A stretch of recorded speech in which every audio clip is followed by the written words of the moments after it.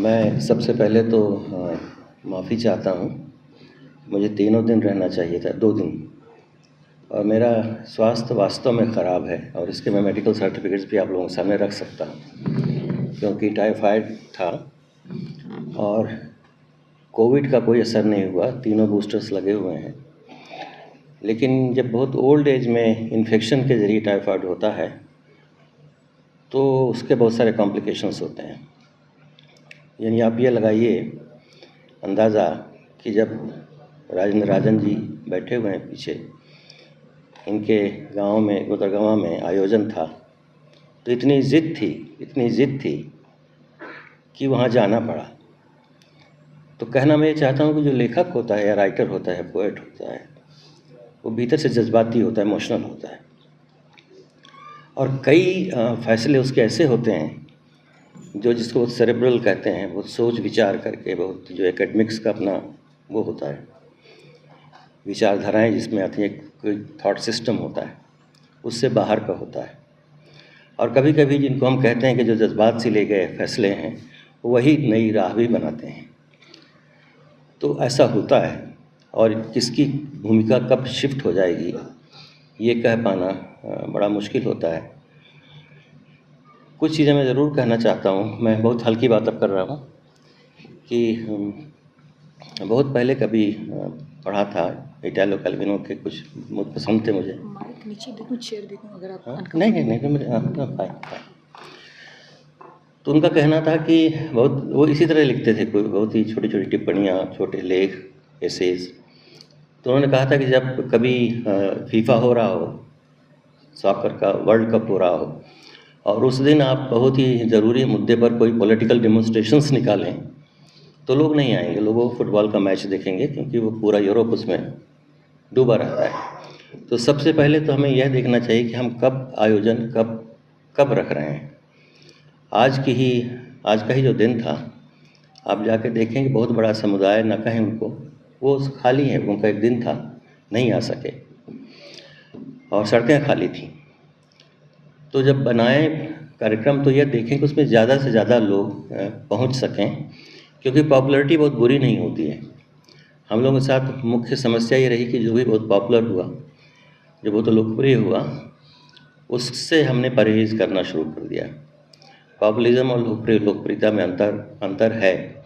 और हुआ क्या कि धीरे धीरे बहुत सारे ऐसे, जिनको हम, जो बहुत ही लोकप्रिय लेखक थे, हमारी अपनी ही बिरादरी के, अपने ही विचारों के, और जिनकी मास अपील ज़्यादा थी, जिनको मास कहते हुए बड़ा ख़राब लगता है अब, क्योंकि मास प्रोडक्शन भी होने लगा है, तो उनको किनारे किया, उनको मार्जिनलाइज किया गया।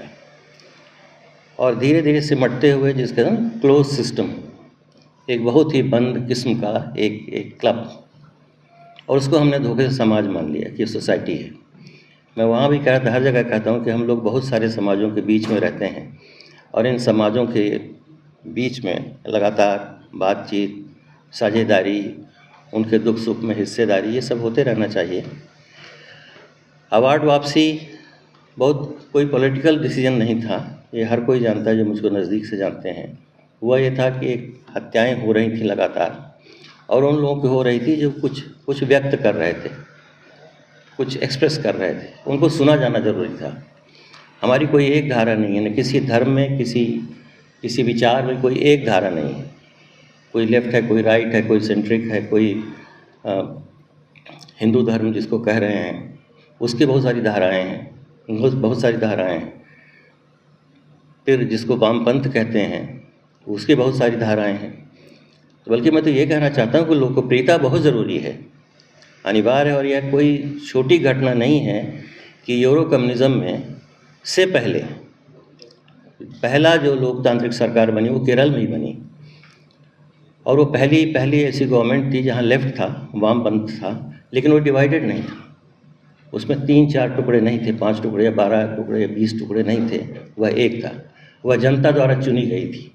लोकप्रिय जिसको गिराया गया, आप सब जानते हैं, तो उसको अवैधानिक तरीके से गिराया गया।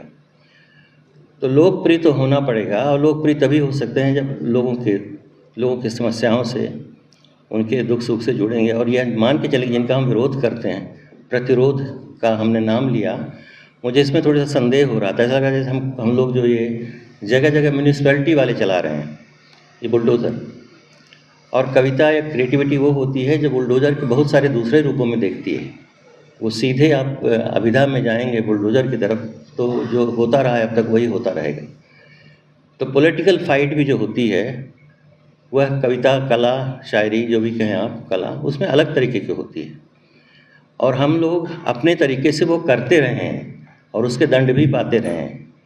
अवार्ड पाने का समय लंबे समय से नहीं था, मैं आपसे कह रहा हूँ, ये दंडित होने का समय था, हमने दंडित होना छोड़ दिया।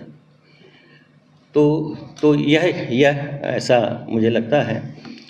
और मैं क्या कहूँ, और जो ऑफिशियल लिस्ट बनती है, जो औपचारिक सूची, चाहे वो प्रतिरोध की हो, चाहे विरोध की हो, चाहे वो कहानी की हो, चाहे कविता की हो, भी अखिलेश इसमें कह रहा था, तो मैं बहुत औपचारिक सूचियों में तो कहीं नहीं हूँ, लेकिन नागरिक तो हूँ और मेरे पास अपना आधार कार्ड है।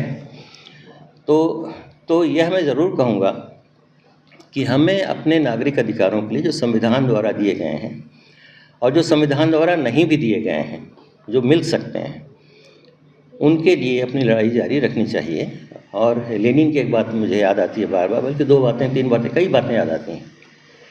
Always trust on human goodness. हर इंसान के भीतर, मनुष्य को, उसके बेसिक जो अच्छाई है उस पर यकीन करो, उस पर भरोसा करो। अगर आप सब पर शक करेंगे तो आप अलग हो जाएंगे, लोग आप पर शक करने लगेंगे। तो उसको क्लोज सिस्टम में मत बदलिए। जो सबमिसिव कहते हैं हम लोग, इंक्लूसिवनेस, वो होनी चाहिए। और होनी चाहिए जो टूटे हुए हमारे हाथ पैर हैं वो सब जुड़ जाएं। तो एक तो यही, और दूसरा उनका लेनिन का एक और कथन था, वह है कि honesty is the best long term strategy. ईमानदारी सबसे दूरगामी स्वप्न है, और स्वप्न जहाँ पर आता है रणनीति है। और इसी के बारे में चे गुवेरा का ड्रीम अबाउट इम्पॉसिबल। असंभव का स्वप्न हम देखें, असंभव कुछ नहीं होता है। अभी आप जो देख रहे हैं लोग नहीं हैं। हम लोग जब फुल टाइमर भी हुआ करते थे, इसी टाइम्स ऑफ इंडिया में ही बिल्डिंग में मैं काम करता था, तब रैलियाँ निकलती थीं। वहाँ जो भीड़ होती थी तो लोग खैनी मलते हुए, तंबाकू रगड़ते हुए नारे लगाते थे। नारा अगर गलत हो गया, किसी ने कहा किसान जिंदाबाद, उन्होंने कहा नहीं, खेत मजदूर जिंदाबाद बोलो।